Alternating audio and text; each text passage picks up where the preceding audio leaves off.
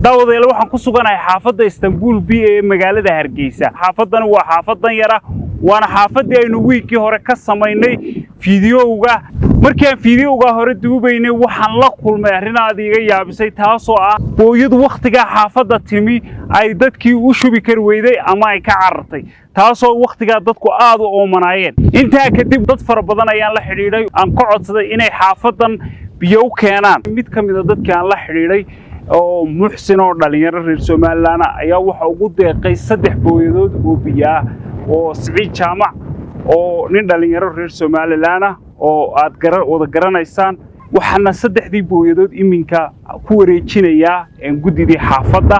ilaahay mahadle halkan waxaan kaga gudoonay 3 booyadood biyo. farxaana waxa weeye xaafadan horta aad iyo aad baahideedu badan tahay biyalaan iyo wax walba way u baahan tahay. runtii maalintii aad timi waad mar hore fiidiyoo naga duubay waadigii qof kaamka kamid oo jirsan cuniyana uu keenay raashinka uu ku soomeeyo bisha badan. marka waxa weeyaan biyahan aad iyo aad baan farxaana horta maanta kaamkan ugu baahan yahay. dadkan waa dad aad baahidoodu u badan tahay. cid walo wuxuu ka soo sadaqaysatana horta waan u mahadnaqaynaa inaan ka dhalinyarada Siciid Jaamac ilaahay khayr ha siiyo miisaanka xasanaadka Allah ugu daro. waan u ducaynaynaa dadkan maanta baahan biyaha marka loo shubo aad iyo aad bay ducadaas farxaana ugu dhacaysaa. ugu horeyn horta ilaahay baa mahad u sugnaatay.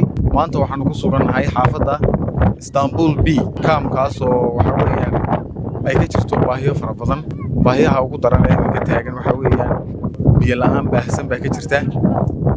biyuuna runtiisa u wada ogtiin waxa weeye nolosha koobaad. waxa weeyaan halkan mahad ballaaran uga soo jeedinayaa muxsin Siciid Jaamac. waxaan leeyahay meesha aad ka soo saartay ilaahay waxa weeyaan wax khayr qaba kugu bedelo.